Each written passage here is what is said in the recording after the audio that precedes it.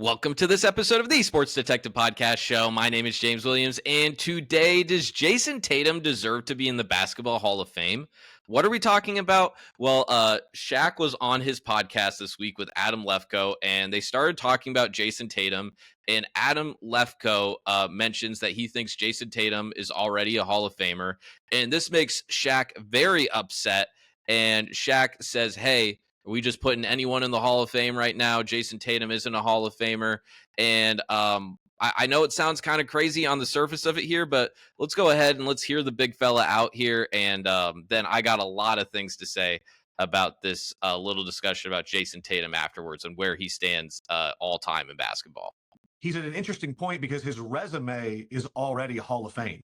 What? Shaq, look who we're putting in the Hall of Fame, brother. He's a Hall of Famer? When you have a championship, when you have 5 All-Stars, when you have 3 All-NBA first teams, when you have a gold medal, like Shaq, where we're at, he's already pretty much there. You ever see that movie Ocean's 13? I'm going to break in the Hall of Fame and take all my shit out. I'm not just throwing people in there now. We can start the big podcast Hall of Fame and we just only put in the people we want. Isaiah Thomas said it the best one day. He said there's 2 Hall of Fames.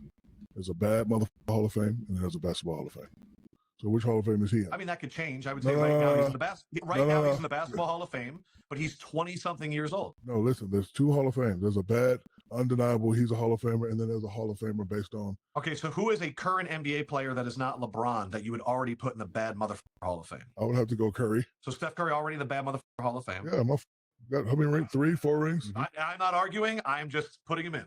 Giannis, the Joker. Is Chris Paul in the bad motherfucker Hall of Fame, or is he in the Hall of Fame? I'm not a guard. I'm going to let you Basketball Hall of Fame. Okay, a few things there. One, that means Kevin Durant. I mean, maybe they just forgot the name, but Kevin Durant not in that list. I think that's a name that if you said that, Shaq probably would have put him in the bad MFer Hall of Fame. But let's go through some of this stuff here because Shaq said this stuff before about like the Isaiah Thomas saying like, well, there's the 2 Hall of Fames there, there's levels to this stuff is kind of like the point of that.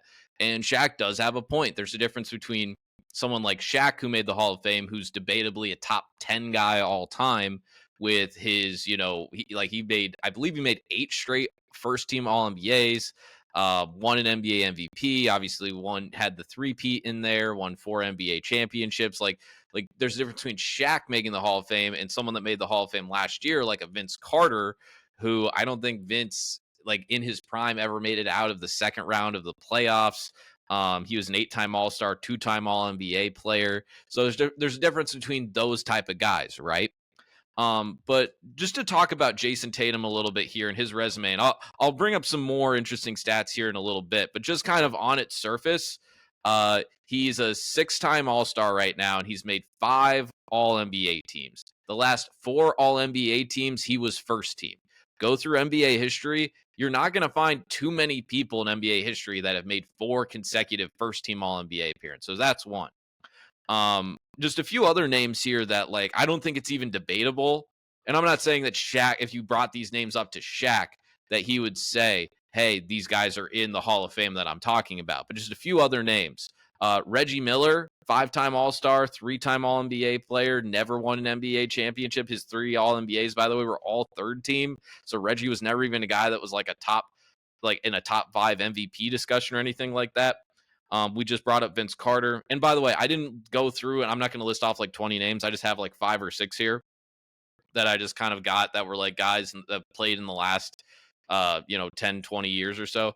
Ray Allen, 10 All-Star teams, 2 All-NBAs. Paul Pierce, 10 All-Star teams, 4 All-NBAs. Obviously, Paul Pierce won the NBA championship, 1 Finals MVP. Ray Allen obviously has 2 rings of his own. Chris Webber, 5 All-Star appearances, 5 All-NBAs, 1 first-team All-NBA. Paul George, 9 All-Star appearances, 6 All-NBAs, 1 of those first team, 5 of those being third team. Like, I don't think it's even debatable that Jayson Tatum has a better basketball resume than all of those guys. So you can say, oh, well, those guys have way more All-Star appearances. It's like, yeah, because Jayson Tatum's still 26, 27. You just turned 27 this year. So, like, some of this stuff, it's got to be a longevity thing, right? But this dude is on pace for all of that stuff. And by the way, he brought up Isaiah Thomas. Should I go there? Isaiah Thomas, 12 All-Star appearances. He made 5 All-NBA teams. So that's the same number as Jayson Tatum has right now. He's made 3 All-NBA teams compared to Jayson Tatum's, 3 first-team All-NBAs compared to Jayson Tatum's 4 first-team All-NBAs. He made 2 second-team All-NBA appearances. By the way, Isaiah Thomas's best MVP finish in his career was 5th.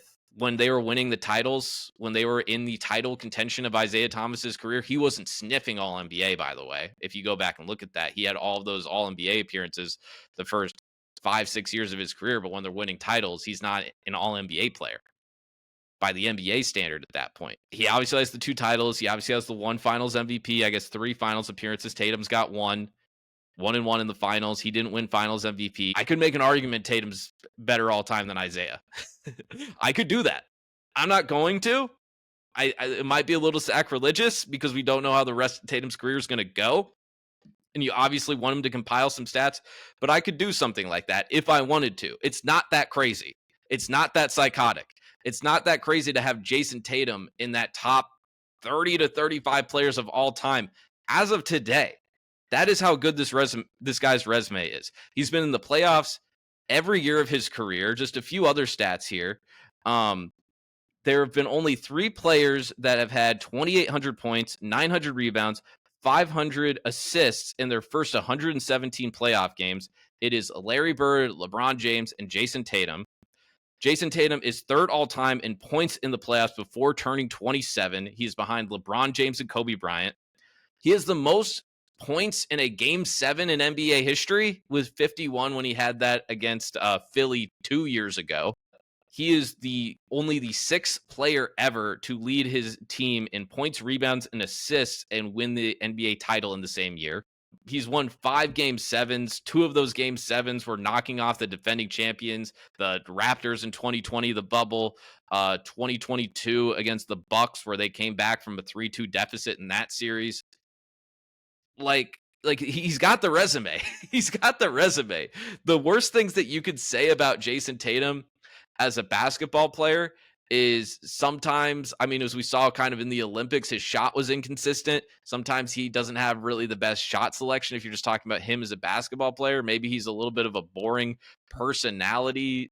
Sometimes from the national perspective, it looks like he's a little bit corny trying to mimic his heroes, whether that be like Kobe, whether that be Steph Curry, whether him doing the Kanye thing. I guess they'll never know. And the only other thing you could say is like, hey, he's not a top 3 guy in the NBA. He's just not a top 3 guy. And is that a case that, like, if he made, like, I've thought about this a little bit too, because when you go back and you look through like the 2000s, Tim Duncan was winning MVPs and his stats really weren't that impressive. I know that everyone was scoring a lot less points at that point. Like Shaq always got mad at Steve Nash for his MVP, or I guess Steve Nash won 2 MVPs, but like one of those, Steve Nash is like averaging like 16 or 17 points per game. He was also averaging like 13 assists. So it's not like he was like, it was 16 and only averaging like 8 assists, and his teams were obviously amazing. But like Jayson Tatum, man, he's an all-time guy, guys. He's an all-time guy. Will he ever win an MVP? I don't know. Isaiah Thomas didn't win an MVP, right? Dwayne Wade never won an MVP. Like, just because you don't win an MVP doesn't mean you're not going to be in that club. And then it's like, to Shaq's point, that's kind of the weird thing with Shaq's point. It's like, okay, if his argument, and I know he hasn't thought about this. I know Shaq isn't sitting down in his spare time going like, hey, it's time to update my bad MFer Hall of Fame list. It's like, but it's like, if you're just saying like, all right, well, you have to be better than Giannis to get into this group. It's like, okay, then your Hall of Fame's like 14 people long. But if that's the case, though, like someone like Isaiah Thomas, like you can kind of pick holes in his resume a little bit. I can make an argument that Chris Paul is a better basketball player than Isaiah Thomas. By the way, Chris Paul made 10 different all NBA defensive teams. 10, being 6 foot tall. Chris Paul got the short end of his stick by going to the crappy Hornets organization to start of his career. Probably should have won the MVP the year that Kobe Bryant won the MVP. Then was going to go to the Lakers, be in a great situation, has to go to the cursed franchise that is the Clippers. By the way, I read a book 5 years ago that was called the Clippers curse, and it goes through the entire 40-year history of the franchise, and it talks about how they're cursed. Where they get these guys that it's like, hey, this young great prospect in the 80s, Marquez Johnson, Swen Nader, all these guys, all these great prospects, and all of a sudden they're on the Clippers for like 2 seconds and they snap their Achilles. It's kind of amazing. Even too, what are we seeing in the NBA Finals right now? I'm recording this after Game 1, by the way, where my guy Hallie Burton hit the game winner. But another Clippers curse. SGA gets traded. You get 1 year SGA, he's going to be an all-timer. You traded him. Now, Shaq's point was like, hey, he's on his way. If you look at, look what he's been putting together. If he can recover from this Achilles surgery, become back the same guy and keep, pick up where he left off, and keeps doing this stuff for another 5, 6, 10 years. Yeah, he's definitely going to belong in that. Sure. But there is a point here with Jayson Tatum where we do have to give him his flowers. We do have to give him his respect. I understand giving Jaylen Brown the Finals MVP last year, but it's not like Jayson Tatum wasn't really good in those finals. I know he didn't shoot well, but they were asking him to initiate offense. They were asking him to guard. They're basically asking him to play point center. And like I brought up the stat earlier, it's not like he didn't lead his team in points, rebounds, and assists in the finals. Or I don't know if that was the finals or the full playoff run. Sorry, I don't have that exact stat. But he's a great player. We got to start recognizing it. And I'm not even a Celtics guy. Don't even like the Celtics that much. But I thought I'd use this clip from Shaq here to give Tatum his flowers. Hope he can get back. The NBA's better with Jayson Tatum in it. As much as sometimes he may make some of us cringe. So that's going to do it for this episode here today. Thank you very much for watching. If you like this video, make sure you hit like, hit subscribe, leave a comment what you think about the video. What do you think about Jayson Tatum? What do you think about Shaq too? Also, I had this written down. Are we sure this isn't like Shaq doing some thing where he's it's so weird. It's kind of hard to tell with Shaq because he speaks in the same tone with whatever he does. With whatever he's saying, but is this a psychological thing that Shaq's trying to call out just he's not that good, we just putting anyone in the Hall of Fame now, as a way to motivate Jayson Tatum to come back and be even better than the version that he is now? Is it one of those things, or is this just what he thinks? It's a thing with Shaq where I don't know. It's kind of I think Shaq doesn't get, the people call it LeBron for capping all the time. I think Shaq does that stuff too a lot, but he gets away with it because he's Shaq. And especially since Shaq talks in the same tone all the time. So you think that everything he's saying is literal and serious because of that? I don't know. It's a theory I've had. I don't have much evidence behind it, but it's something I'm monitoring. Yeah. Anyway, like, subscribe, comment.